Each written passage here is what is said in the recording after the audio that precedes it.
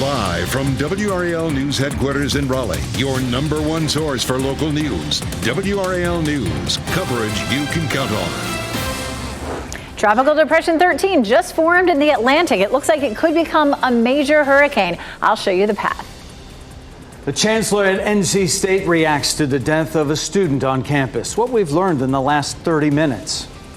Plus, the future is bright for hundreds of pre-K students. How Wake County is expanding access to better education for underserved children.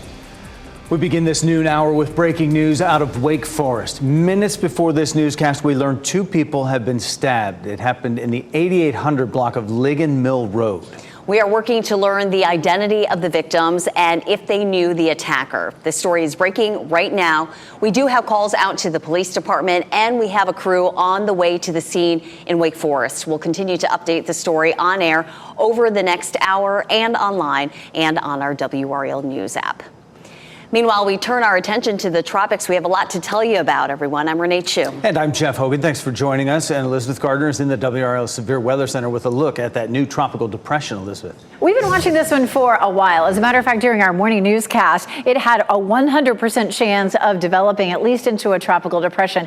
It is likely to rapidly intensify into a Category 4 storm by the time we get to the weekend. But right now, it has winds at 35 miles per hour. It's moving northwest at 15, and it's 1,400 miles east of the Lesser Antilles, which is, of course, this string of islands down here to the south. Let's take a look at that forecast path, and you can see by 8 a.m. tomorrow, it's a Category 1 hurricane and maybe a Category 4 storm by 8 a.m. on Saturday. You can see the trajectory of this storm. Of course, this is the Bahamas. These are some of the larger islands of the Caribbean. And at this point, it looks like it's heading north of there. Now, of course, computer models from there begin to diverge quite a bit. I'll show you what some of the options are, some of the scenarios that we could see with this very strong hurricane coming up in just a little while. Let's take a look at the heat outside. We're taking a look at RDU, where we could end up setting a record high today. 89 is our current temperature, a dew point 71, so it's very sticky out there right now. We take a look at the temperatures on the left. It's 91 in Fayetteville, but it feels like 100. That's the heat index in the white box on the right. It feels like 100 in Clinton right now. It's 88 in Roxborough, feeling like 90. It's 89 in Southern Pines, but feeling like 97. So that heat is starting to build out there. This is a look at our potential highs for this afternoon, likely to be at 100 in Durham and Raleigh, as well as Fayetteville, and maybe even 101 in Roxborough. 100 in the Triangle and Fayetteville would break the previous record. I'll show you what that is and how much more of this we'll see coming up. Elizabeth, thanks. NC State Police are investigating the death of a student outside Sullivan Hall. It happened yesterday. So far, we don't know how that person died. WRAL's Eric Miller is live on campus, where students and parents are feeling unsettled right now. And Eric, I understand NC State's chancellor released a statement just within the last few moments. Overnight, Chancellor Randy Woodson's message says that he grieves with the NC State community, that he knows a death like this hits students and staff inside NC State's residence halls especially hard. In his message, Chancellor Woodson pointed students and staff towards the resources that NC State has made available. That includes counselors, a free teletherapy service, and the Behavioral Health Resource Center. Now, we've been covering this story for almost a day now, talking with students and staff, and students we spoke with say they do appreciate these efforts that the university has put forward. In stating that they care and they're taking precautions to make sure that everybody's well-being is taken care of. Now, there are still a lot of unanswered questions here. NC State did confirm that it was a student that was involved here. We know police were called shortly after 4 p.m. and found that student dead here outside of Sullivan Residence Hall. Now, as to exactly what happened, how that student died, that's something that the university is not confirming at this point. The one thing Chancellor Woodson did want to emphasize was that if you are concerned about a friend or colleague, the university does have a way to essentially let you alert the university about that. You can submit a CARES report through a university system that is anonymous, and the school says that is a way for you to try to get someone the help that they may need anonymously. Obviously, still a lot of unanswered questions here, Renee. We'll keep pushing for more details. Eric Miller reporting live at NC State. Today, the Nash County Department of Social Services announced 2 new partnerships to improve child welfare practices and train employees. This comes after a months-long WRAL investigation found 2 children have died while under the care of Nash DSS since 2020. Last month, a county official rejected calls to remove the director, deputy director, and program manager. Instead, the county partnered with 2 firms that specialize in training and program development. Hundreds of children are getting a jump on their education thanks to the Wake County 3-School program. The program gives underserved 3-year-olds the high-quality education they need. WRAL's Shelley Jackson has details on this program. Shelley? Well, Jeff, this is one of only 2 programs like it in North Carolina, and 3-School focuses on play-based learning. So this beautiful area out here may look like a playground, and it is. Kids have fun down here, but they're also learning. Like over here, there's a vegetable garden. They're learning to take care of tomatoes and squash. They learn to take care of the plants, to harvest them, even cook them here in their kitchen. Now, Wake 3-School started last year. There were 1,000 applicants for 100 slots. It was so successful that all parties decided to expand that this year to 200 slots. It's free to parents who meet the income eligibility. Educators say attending early preschool helps kids develop crucial skills and sets them up later for success. It's also hugely helpful to parents. There are now 200 parents who can be in the workforce because they have access to this program that is at no cost to them. Now, Wake 3-School is prioritized for low-income students and their families. You can find information on that on our website, WRAL.com. Jeff? Yeah, an important program there. Shelley Jackson live in Wake County for us this noon. Shelley, thank you. And happening right now in the WRAL Live Center, Senate Republican leader Mitch McConnell's office is giving an update on his health this afternoon after he froze in front of cameras for the 2nd time last week. Doctors say there's no evidence of a stroke, a seizure disorder, or Parkinson's disease. Officials had attributed his frozen moments to, quote, lightheadedness. McConnell did suffer a concussion and broken ribs after he fell at a Washington hotel and hit his head back in March. He is expected to speak today at 3 o'clock. Michelle, thanks. It is back to school at a new school for some students in Durham. Northern High School is finally open after a delay. WRAL's Kelsey Coffey explains how students and teachers are finally kicking off the new school year. The doors here at the new Northern High School in Durham are open for the first time. More than 1,300 students have started classes here today. The new school comes with more than a $96 million price tag. It features new facilities, including an 800-seat auditorium and 1,500-seat football stadium. The auditorium and athletic fields are under inspection for permits, so they're still off limits. They deserve something that is state-of-the-art. They deserve to be at a school that is reflective of who they are and what their capabilities are. And now they have something that will meet those expectations, and they should thrive. The school was supposed to open on the first day of the traditional school calendar year, but they were hit with delays after that storm knocked out power across Durham last month. Kelsey Coffey, WRAL News in Durham. Today, Wake County Schools is working to find a way to hire and keep bus drivers for the school system. The Board of Education will vote on a $1,000 retention bonus for drivers. The school board also proposed a restructuring of the current sign-on bonus for drivers to receive it in full on their first paycheck. Right now, the $1,200 sign-on bonus is paid out partially after 3 months and then after the first year of work. There will also be a transportation update, and the board will begin planning for the next school year. The man charged with the beating death of a Raleigh restaurant manager is due in court in about an hour. Tyrell Moore is charged with the murder and the death of David Millette. Millette was the general manager of Midwood Smokehouse. Police say he was attacked 2 a.m. on August 26th on Glenwood Avenue. He died the morning of September 1st. Also, a man is in serious condition after being shot in the neck in the parking lot of a business in Clayton. Officers say it happened in the 300 block of Athletic Club Boulevard shortly before midnight. That's where they found him sitting inside a vehicle with that gunshot wound. He was rushed to Wake Med in Raleigh for surgery. Police believe the shooter fled in a white Ford Mustang with dark tinted windows. No one is in custody. Tomorrow, the DOT will reopen Hillsborough Street to both east and west traffic. That will allow you to once again make the turn onto Hillsborough from Blue Ridge Road. Now, this closure is a piece of a much larger construction project. When it's finished, Blue Ridge Road will pass beneath Hillsborough Street, the railroad tracks, and Barrel Road. A new street will connect Hillsborough Street and Blue Ridge Road. The work is expected to take another year to complete. Let's take a look at stocks. The first day the stock market opens on this holiday shortened week, and we're off to stocks in the red. The Dow Jones down about 49 points. The S&P 500 down 7 points. NASDAQ down 10 points as well, pressured by rising oil prices. And following some breaking news right now in the WRAL Live Center, a panel of federal judges struck down a new congressional map created by Alabama Republicans that includes only one majority black district. The judges ruled that a new map needed to be drawn because lawmakers failed to comply with orders to create a second majority black district. A special master will be appointed to do that, and state Republicans are expected to appeal the decision.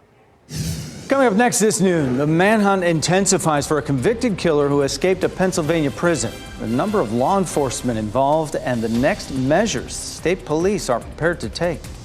Also, dozens of people dropped off a pier that collapsed in Wisconsin. How many people were hurt and how some were able to get back to shore? Plus, classes are on a scheduled hold today at UNC Chapel Hill. At 12:30, how students and staff are being encouraged to spend this Wellness Day. Download the new WRAL streaming apps on Roku, Fire TV, Apple TV, and Android TV.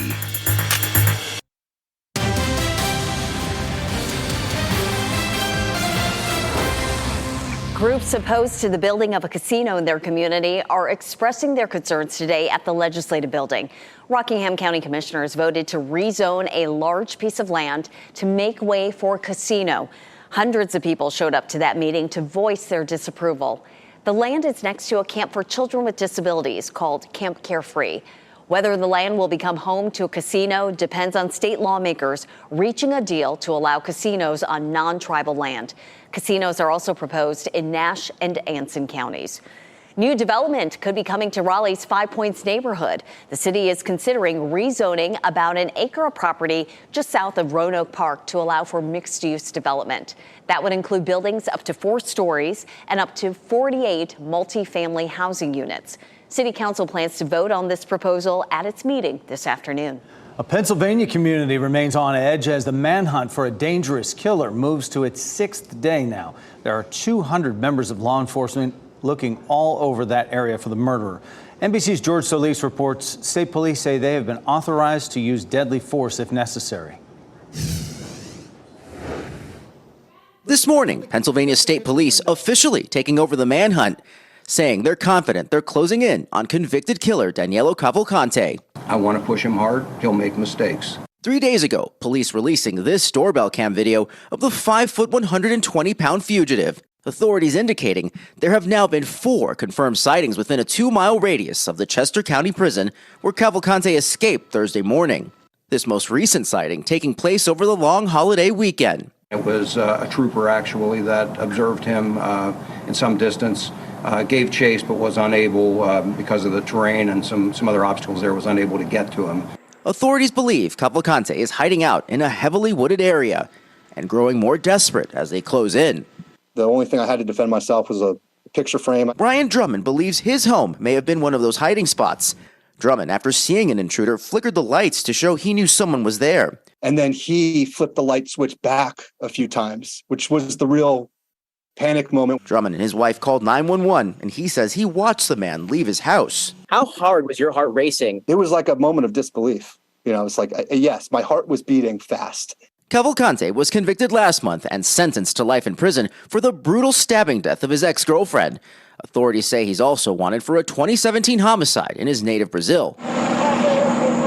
Police have been playing audio recordings from choppers and patrol cars of Cavalcante's mother, speaking in Portuguese, pleading for her son to turn himself in. They're also asking residents to remain vigilant. We're just scared, you know? Paranoid, yeah. We're ready for it to be over. And to call police if they see anything suspicious.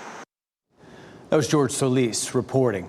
Singer-songwriter Gary Wright, best known for his groundbreaking album, The Dreamweaver, has died.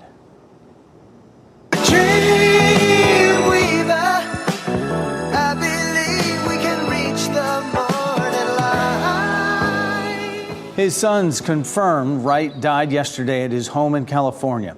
Wright had been battling Parkinson's disease and a certain type of dementia that allows protein deposits to develop in nerve cells in the brain. Gary Wright was 80 years old.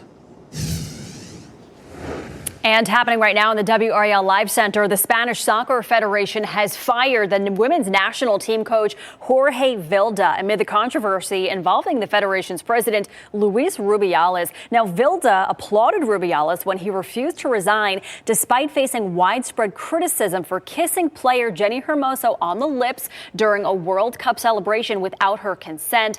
Vilda later said that Rubiales' behavior was improper. At least 6 people were injured on Labor Day after a pier with at least 80 people on it collapsed. This was in Madison, Wisconsin. And this Instagram video shows dozens of people falling into the water as the dock crumbles. Once on the scene, rescuers helped people along the shore while others who fell into the water swam back. I mean, my heart goes out to everyone who was caught more badly in the dock than I was. I feel really fortunate to have been in the water when it happened, and definitely I'm so sorry to anyone who was more badly injured, and I hope you have a speedy recovery. The fire department performed underwater searches and confirmed no one else was trapped or drowned. Wake County is opening its cooling stations today as extreme heat moves across the triangle. Health and Human Services buildings, social services buildings, and county libraries will be available for people to beat the heat. They will also be open tomorrow and Thursday to help folks stay cool. And cooling stations will also be open in Cumberland County today. Several places will be open for anyone who needs access to air conditioning. That includes all 8 libraries and the parks and rec centers. And certainly this is the time we'll need it.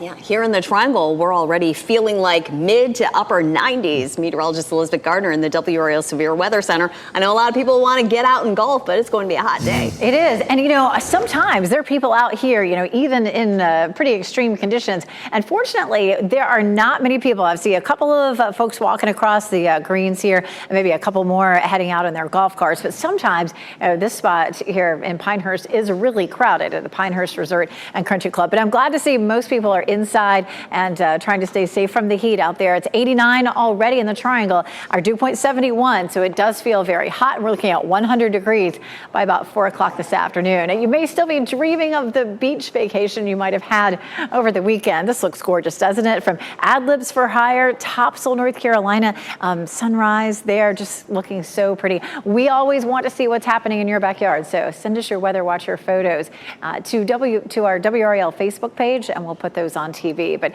today's going to be a tough one to get out, that's for sure. We take a look at our heat index, and that's here on the right. So the heat index in Southern Pines right now in Pinehurst is 97. It feels like 100 in Fayetteville, 102 in Clinton, 100 Goldsboro, 97 in Rocky Mount and South Hill. And here's the thing, the temperature here is just 91 and 90 in Clinton. We may struggle to make it all the way up to 100, but that heat index is easily going to be at 105 or hotter in a few of those places where we're already pushing 100. So just take it easy. Be careful out there this afternoon. Around town still looks like, you know, we have the possibility of making it up to 100 in Raleigh, Durham, and Fayetteville. If we do, that would break records in both places. 97 was the previous record set back in 1954, and in Fayetteville, the previous record for today, 99, set back in 1932.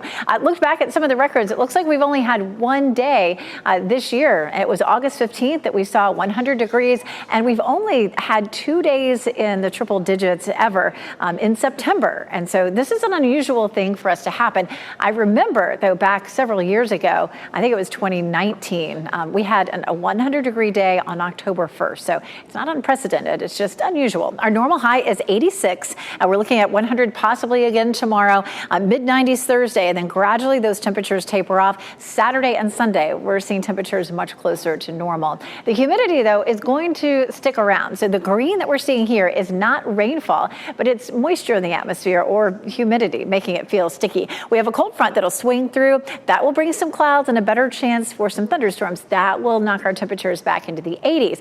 But the front's just going to set up shop and stay here through the weekend, and that's going to allow the moisture to linger. So we'll see some nice dry conditions. If you're going to be headed to the mountains this coming weekend, it will be much less humid there. But in our area toward the coast, it stays sticky. So we're looking at upper 60s to around 70 for the next couple of days. And then getting into the weekend, it looks like we'll climb all the way up into the low 70s potentially. So our heat index this afternoon, easily, 103 to 105. Same thing Wednesday, Thursday around 100. By the weekend, that heat index is still going to be in the low 90s, even with highs in the 80s. We do have a better chance for scattered thunderstorms, back to a wetter pattern over the weekend. I'll walk you through the timeline. We'll talk about our chances for rain. We'll take another look at a tropics that is getting more active.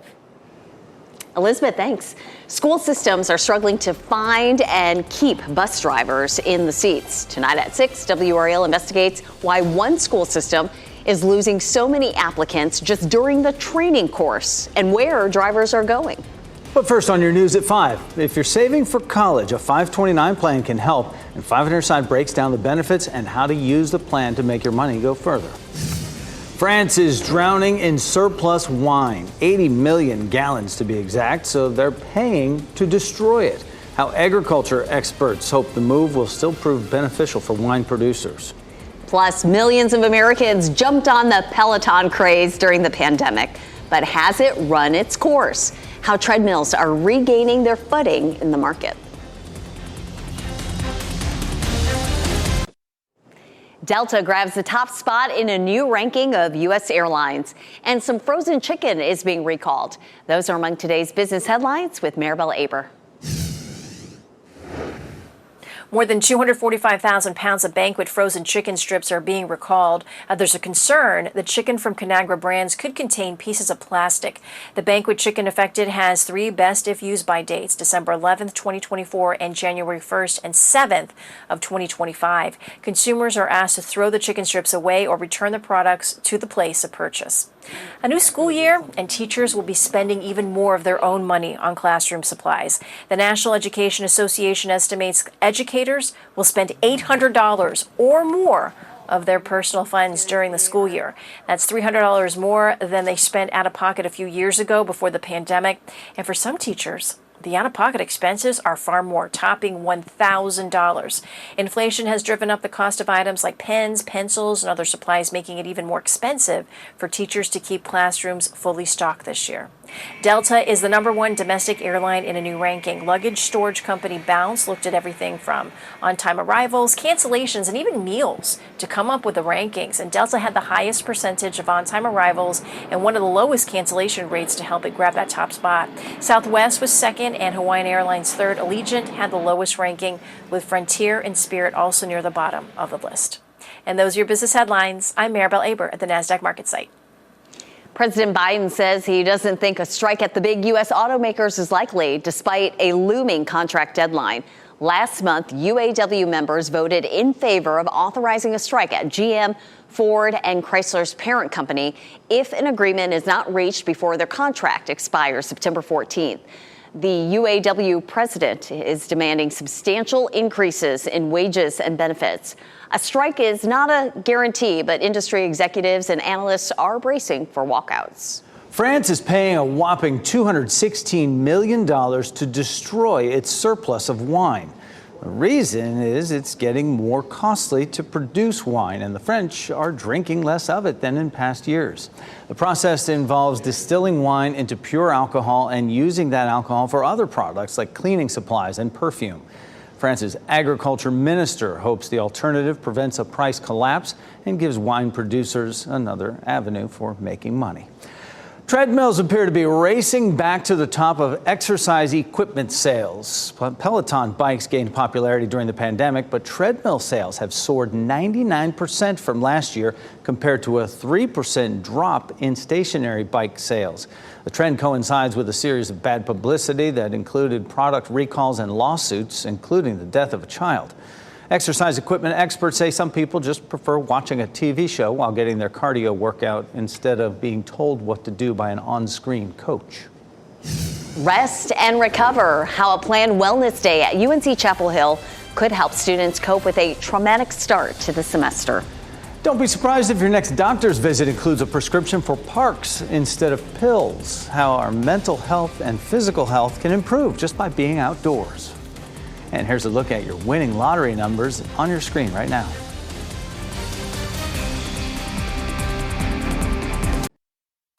Shot in 4K ultra high definition. Your number one source for local news. WRAL News. Coverage you can count on.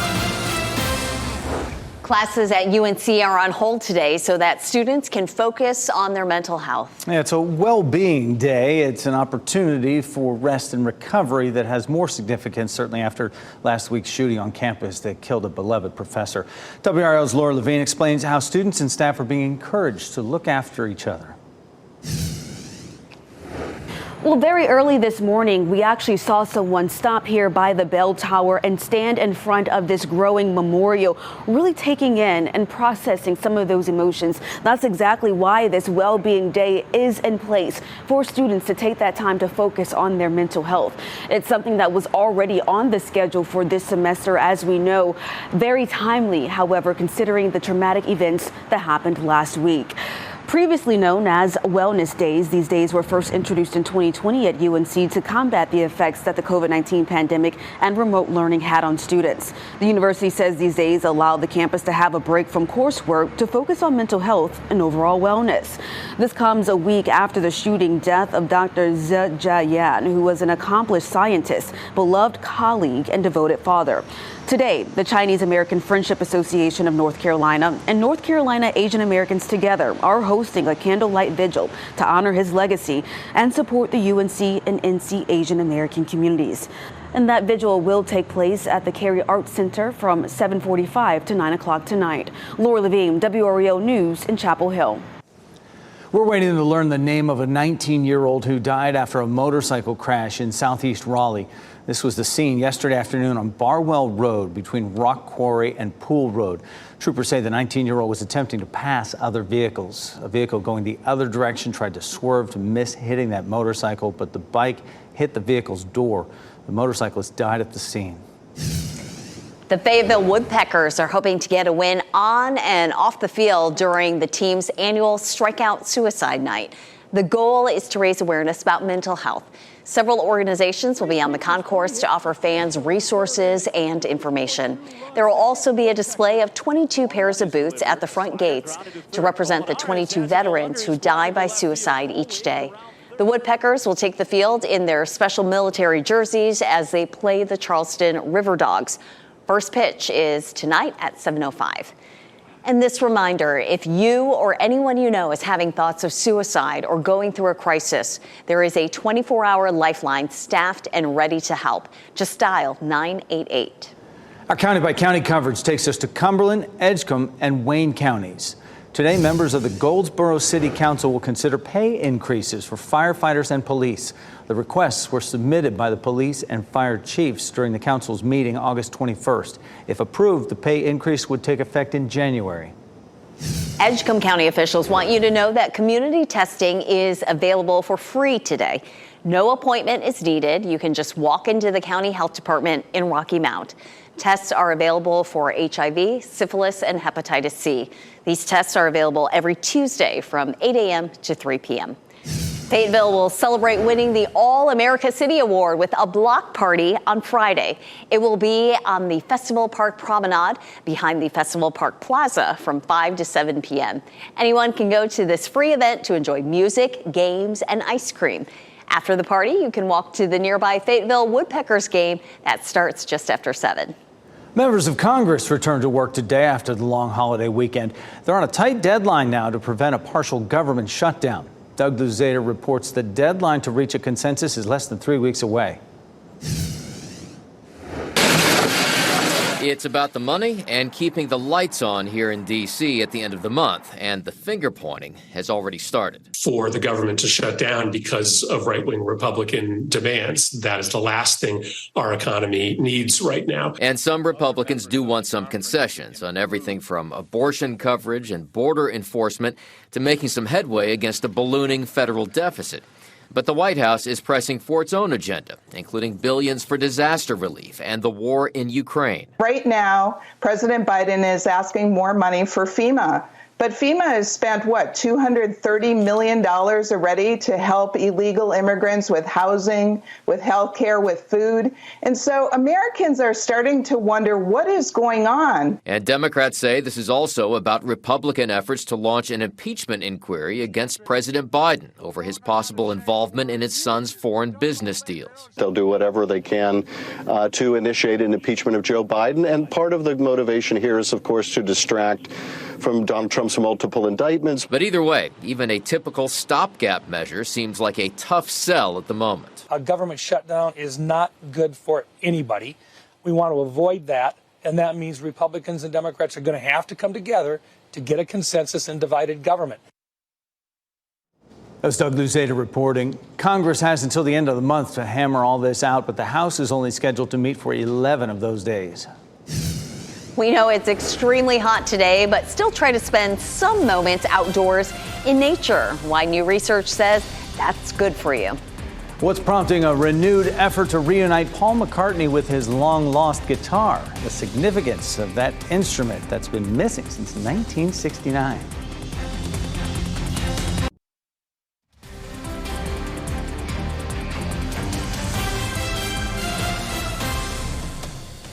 Welcome back. This is a live look at White Lake, where it's nothing but sunshine and a whole lot of heat, as we could break temperature records today.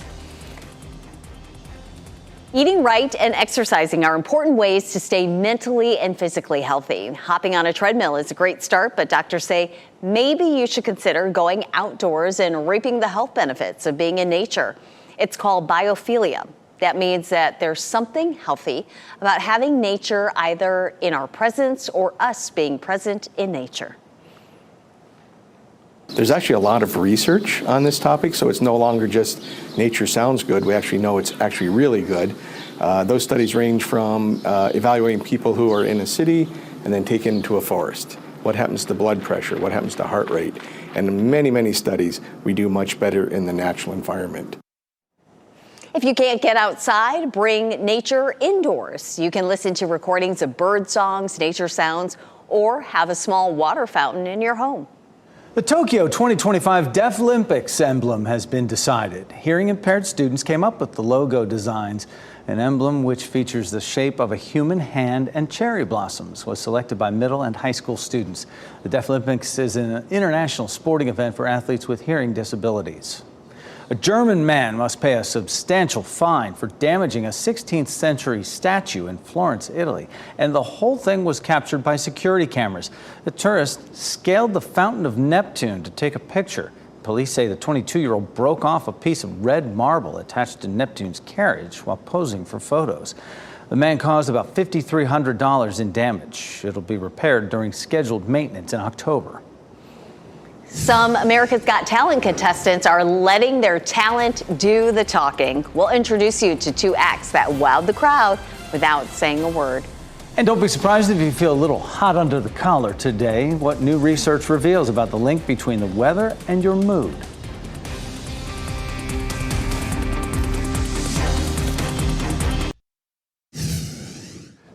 I want to update you on some breaking news we told you about at the top of the hour. This is a live picture you're looking at right now in the 8800 block of Ligon Mill Road in Wake Forest. We have learned just before our newscast started here, we learned that two people were stabbed right in that area, and we are working to learn the identity of those people who were stabbed, if they knew the attacker. We have a crew on the way to that scene, and we have calls into the police department, and we'll continue to update this story on air over our next 20 minutes or so while we're here with you and on the WRAL News app at any moment. 11 more acts will compete tonight for spots in America's Got Talent's finale later this month. The two finalists who advanced last week were a comedian who is unable to speak and a dance troupe whose movements speak volumes. Mark Barger talked to them. Good boy. Now number 2, fetch me a girlfriend. Comedian Aaron Belisle may not be able to speak, but a text-to-speech app still delivered his punchlines last week. Go fetch Sophia Viagra. Oh no. Autocorrect. I meant Sofia Vergara. The laughter led to some post-performance flirtation. I'm single. Did America witness the blossoming of a romance tonight? Absolutely. We are going to be a modern family. It's all the more reason for people to vote you into the finale to see how this goes, right? Exactly. Like The Bachelor. 2 reality shows in one. And just 24 hours later, America voted the Canadian, who has cerebral palsy, into AGT's finale. I'm going to propose next time. Also moving along with Belial is Howie Mandel's Golden Buzzer Act, the 64-member French dance troupe, Murmuration. That was the height of what you want to see on a talent contest show where you just want to be blown away. A testament to practice and sheer repetition. Because we've all trained for hours, and I think like even in our sleep we can do this. Muscle memory, I think. Yes. And those muscles could create a very special memory in AGT's finale later this month. Mark Barker, NBC News. America's Got Talent airs tonight at 8 p.m. on WRAL. The results show airs tomorrow night, also at 8. Just so impressed with those performances. Tomorrow you can silence the noise around you and turn a few pages of a good book instead. Tomorrow is National Read a Book Day, and people across the country are coordinating which book they might grab. Reading improves memory as well as reduces stress. Don't keep it to yourself. Share the experience. Use the hashtag #ReadABookDay to post what you plan to read. Now, is it possible that the temperature outside can impact your mood? Researchers say there is a direct link between high temperatures and hot temperatures. And they point out that not everyone is going to be angry, aggressive, or even violent when it's hot outside. However, you might want to put fewer things on your calendar so that you're less irritated when temperatures soar. I think there might be some ornery people out there today. I think some grumbling, complaining people, for sure. What are you going to do about it, though? Elizabeth Gardner in the WRAL Severe Weather Center. We just got to tough it out. I've been grumbling all day. Here we are. We're in September. A lot of people were, someplace cooler, the mountains or the beaches over the big, long holiday weekend. And then we have to come back to this. But, it is September, so there is that. We know at some point we're done with this. As a matter of fact, our average last 90-degree day happens in the middle of September. That's only, a couple of weeks from now. So that cooler air is definitely coming. It is sunny out for sure, making it feel hot in Goldsboro and Apex. There's a look at our newsroom in Fayetteville and, of course, Chapel Hill, courtesy of Top of the Hill Restaurant. Record highs potentially for today. We would have to hit 100 in Fayetteville, but just 98 in Raleigh in order to break those records from today. The front arrives late Thursday into Friday. That will increase our rain chances, and that's going to help to cool off our temperatures later in the week. Of course, we're tracking the tropics as well, and we're looking at Tropical Depression 13. It happened in the 11 o'clock advisory. It has winds at 35 miles per hour. It's moving northwest at 15 and is way out in the Atlantic right now. But that is not likely where it will stay. Take a look at the forecast track, and by 8 a.m. tomorrow morning, it is likely to be, 8 a.m. on Thursday morning, getting ahead of myself. It is likely to be a hurricane, Category 2, 8 a.m. Friday, Category 4 by 8 a.m. on Saturday. It will continue to move through the very warm waters that are out here in the Atlantic. That's a lot of fuel for this system, so it looks like that it will begin to rapidly intensify as we get into the weekend. And then the big question is where it goes from there. This is a look at some of the computer model plots. Once they get past, right about here, a lot of them are making that turn up to the north. Of course, it is far out before we have to be worried about this. We're talking about next week at the earliest that we'd have to be concerned about the system. We'll take it out on this version of Futurecast, which is the American model, out until about 4 o'clock on Tuesday. And that's currently the position. But I'll tell you, I've been watching this over the weekend and yesterday, and the model runs this far out are kind of all over the place. So the main thing to note about this is it's likely to be somewhere here in the Atlantic, off the coast of the United States early next week. Whether it it affects land beyond rip current danger is way too early to tell. It's named likely to be Lee, and again, most likely we will see that coming up in just a couple of days. Here comes our front that will help to bring us some rain. It starts to push into the area late on Thursday. There's 6 p.m. Thursday looks on the drier side, but by Friday it stalls, and it's going to bring us a better chance for rain. Got a 40% chance on Friday and Saturday as that front just drags across our area. It's not going to rain all day Friday or Saturday or Sunday for that matter. We're looking at scattered storms in the afternoon and evening. Again, 40% on Friday and Saturday, back to a 30% chance on, say, Sunday and Monday. But the temperatures will cool down as we have highs in the mid-80s and overnight lows in the mid-60s, which will definitely feel more comfortable. Looking ahead, next week, it looks like we have a good chance of seeing some cooler temperatures. We'll be watching that for you coming up in a bit. Thanks, Elizabeth. Talk about a fish out of water. That's a French angelfish on a sponge. The change in behavior that prompted zoo officials to perform a CT scan on that fish. First, here's a look at your winning Powerball numbers.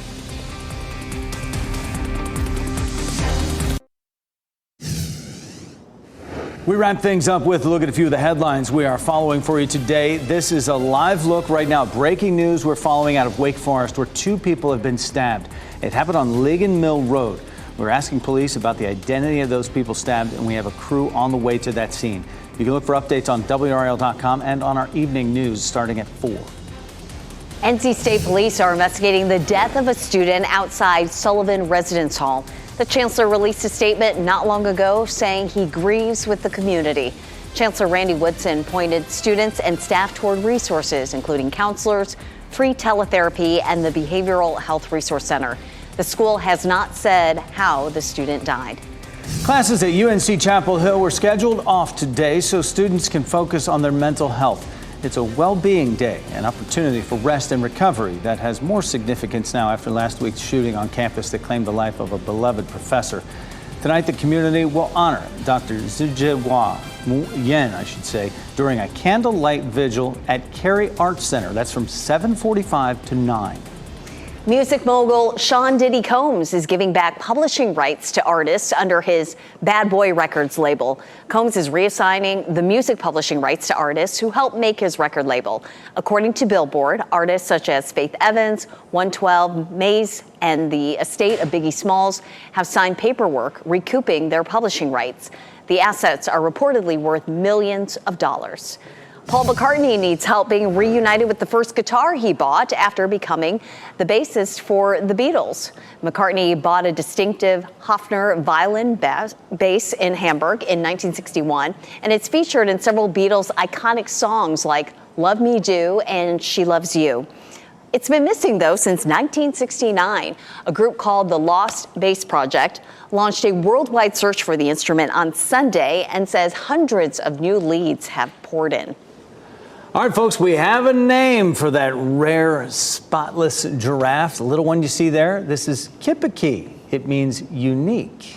And that giraffe was born July 31st at Brights Zoo in Tennessee. The zoo director announced the name live on the Today Show. Kipiki is the only known solid reticulated giraffe in the world, according to the zoo. You can see her mom has spots. The little one was born without them. That's so cool. Something you don't see every day, or really any day for that matter. Your eyes are not deceiving you. That's a fish getting a CT scan. The Denver Zoo decided to perform the test after the French angelfish was seen swimming abnormally, and officials had to sedate the fish, run water over its gills. And the zoo posted an update on Instagram saying the fish is on a treatment plan, back happily swimming in its tropical home. NBC News Daily is next on WRAL, your next local news update in 30 minutes. Keep watching WRAL News over the air channel 34 and Spectrum channel 1257.